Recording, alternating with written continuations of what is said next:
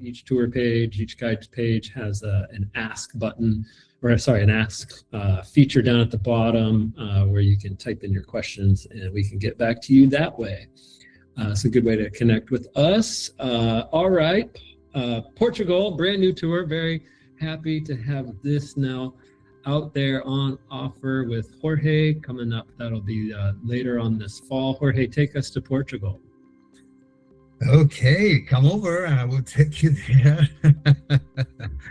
Thanks for staying, everybody over there. Thanks for to all my colleagues being wonderful up so far. And well, Portugal, one of the intentions about making this tour in Portugal is like it was done just for myself. If I didn't know the place, which I do, okay, it's like my second home. You know, it's just to give you everything, because Portugal in Europe, I consider it like the world exotic country. Portugal is a country that has so much history, so much unknown things that could be presented to those who are not familiar with the Portuguese culture. That's seriously, to me, is really, really exciting to make this tour, to have done this tour, to have programmed this tour.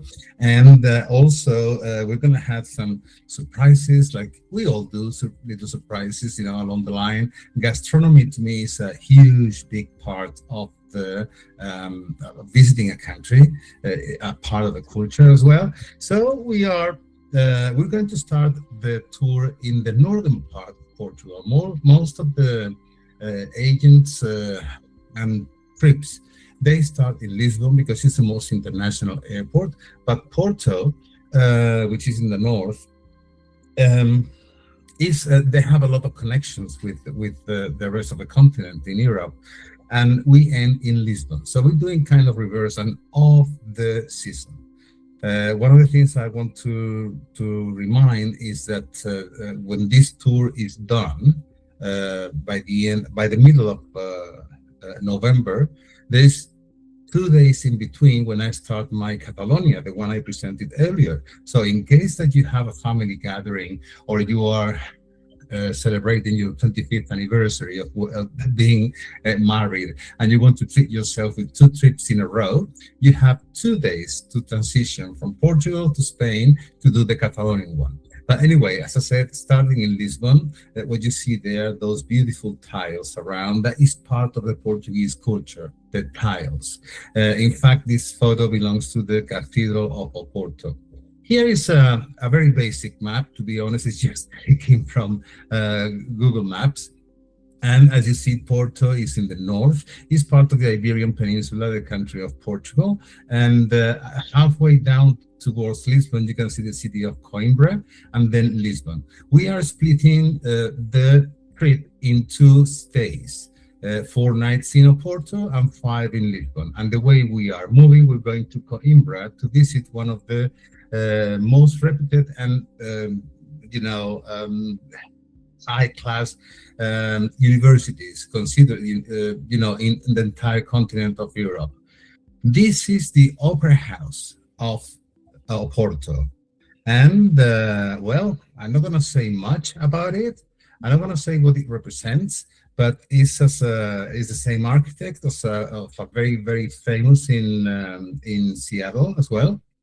So Portugal, as I say, is a country of a lot of contrast. This is what considered one of the best modern art museums, not only in Portugal, but in the entire European continent, which is the Serralves Foundation.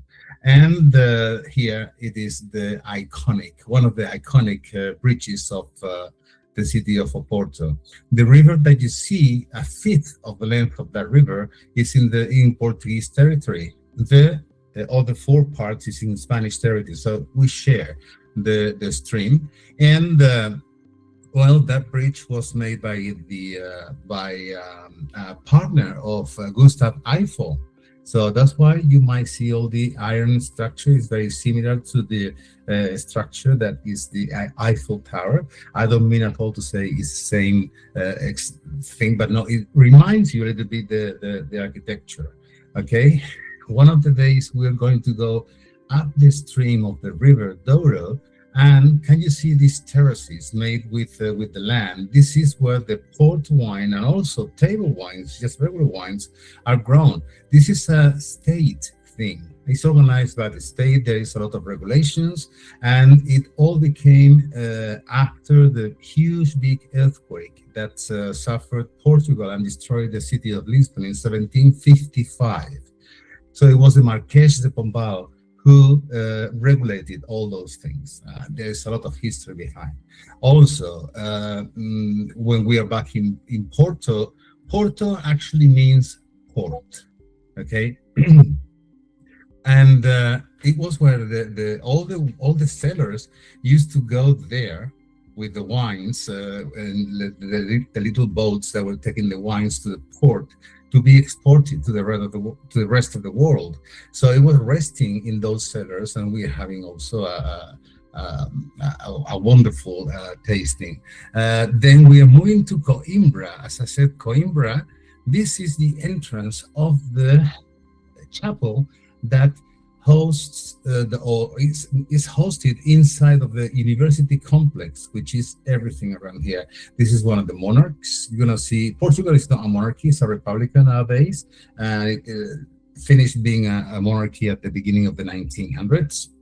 There is a lot of history behind, a lot of political history, especially political history, but they respect a lot and they pay a lot of tributes to their monarchs that made the country what it is right now. Then we arrived to Lisbon.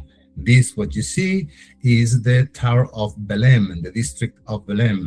Believe it or not, this is the place where all the ships, all the navigators before the Castilian took over and dominated most of the world.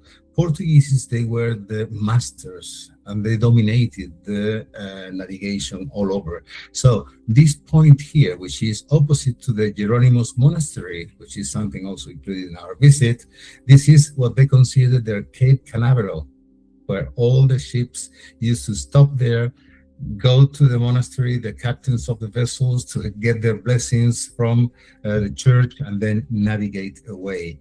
This is another beautiful Manueline style together with Gothic, different styles, not far from the city of Lisbon. This is actually in Sintra, and this is a visit which is included in our tour, of course. This is also in Sintra, and this is a palace that it can be visited on your own, okay? And it's called the Palace of the Bottles. Imagine why. Just because of the chimneys. And the chimneys that are just underneath is where the kitchen of the palace is. This is the Jerónimos Monastery's cloister. It's absolutely beautiful. Restored like about 20 years ago. They did a magnificent job. And actually, of course, it is a must. And of course, port wine and pastéis de natas. Natas is cream and pastéis is like a cake. This is something to die for. This little piece of cake together with the sweetness of the port wine. In total, it's going to be 10 days, 9 nights, divided 4 in Oporto, and the rest, the rest is going to be in Lisbon. And of course, in Lisbon, being a bigger airport, you have even chances to make, I think they do have like 3 direct connections with the United States, and like not similar, not the same, but this is how you say in Portuguese, adios amigos, and that's the presentation of my Portuguese tour. So guys, I really hope to see you there. I put my heart and my soul in this place, but only just for your enjoyment, okay? So thank you so much for paying attention.